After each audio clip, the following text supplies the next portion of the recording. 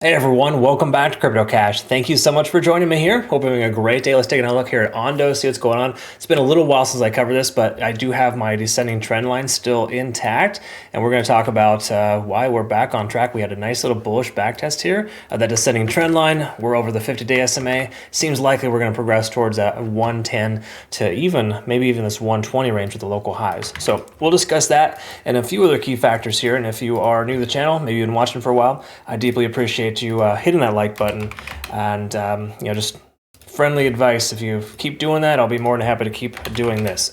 So appreciate it nonetheless.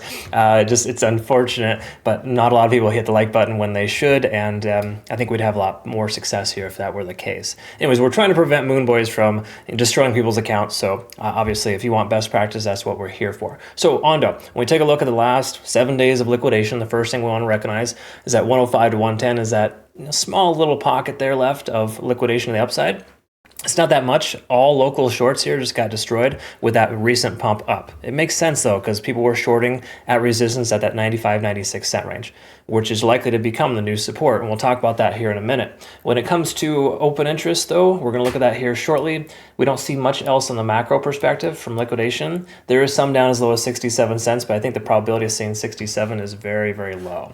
Let's take a look at this guy here and see kind of what our liquidation delta is looking like, because I'm very curious if we shifted gears. Not too much, actually. It's still very bullish. So the key takeaway here is that shorting against this coin is undoubtedly a very bad idea. Okay, not to say the price can't still pull back. It probably will, but when we have bullish uptrends like we're seeing right now, there's zero reasons to take a short, and there's more reasons to take longs, just based on the simple fact there's so much volume flowing in to most altcoins that we're in a position where it's unsensible to try to short into support, which we're seeing a lot of support areas getting tested now.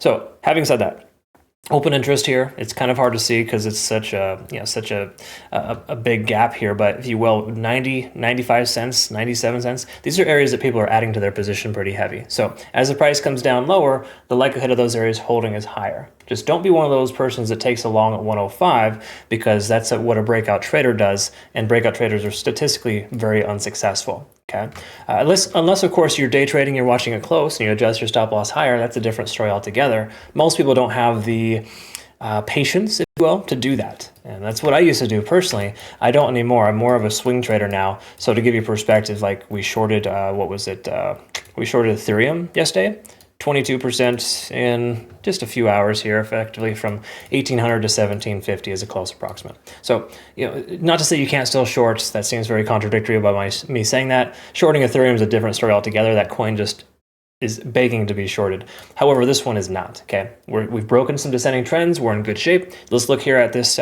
local area of resistance. So let's go ahead and draw this out on the charts. Once more, my playout charts are always available on Twitter, Telegram, and Discord. I always have a good structure of everything we looked at here in the video available there for you. Check that out if you want. It's going to be there as of watching this video. I upload those just before. But the whole point of me mentioning this is this 120 range is a previous time frame when we saw 3 days of resistance. The price is unwilling to cross that level. That's also a previous support. So big surprise, 120 is going to be a solid resistance for us. So we do get up to that level. Please don't be an idiot and just take a long right there, okay? You want to maybe even consider a short depending on the overall price action, okay? All right, having said that though, we look at everything else fully bullish on all accounts. There's nothing here that's, hidden bearish divergences, nothing that's going to tell you to pull the price going to pull back.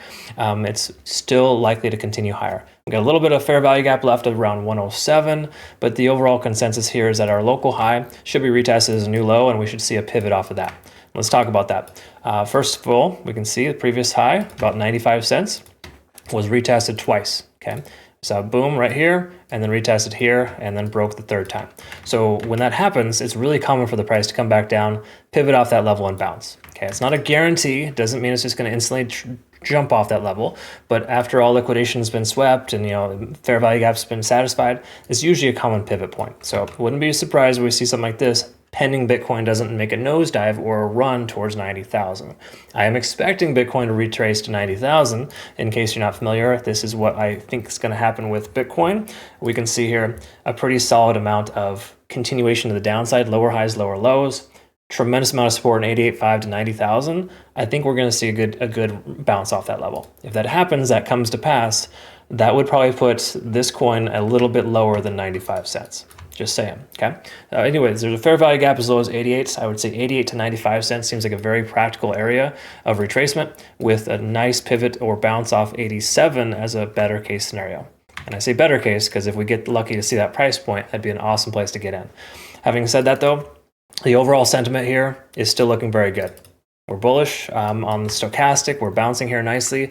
We're seeing money flow index above the RSI. And while we are tapering off and dropping below our SMA, we're still above 50, and that's generally a good sign. So everything looks fantastic here, honestly. We're probably going to see some divergences on the hourly time frame, but most coins are showing this right now, especially this one here having been overextended. So we got this moving average percentile range that effectively told us to consider shorting or closing your trade at the 105 to 100 or $1 range. Okay, so all that being said, let's see how 95 cents holds as a support. Bitcoin bottoms out at 90,000. ONDO is still at 95 cents. What do you think is going to happen there? Well, it'd be a good consideration for a long. That's the key takeaway. I don't recommend shorting this coin, even though there's still some profit to be taken. You're better off waiting for a long in that regard. Okay, so I'll go ahead and clean up our charts here, post our playout chart on our Twitter, Telegram, and Discord, and you'll have that available for you there. And we'll look forward to seeing you in the next video. Hope you have yourself a great rest of your day. And thanks again for just being an awesome part of my life. We'll see you next one. Take care.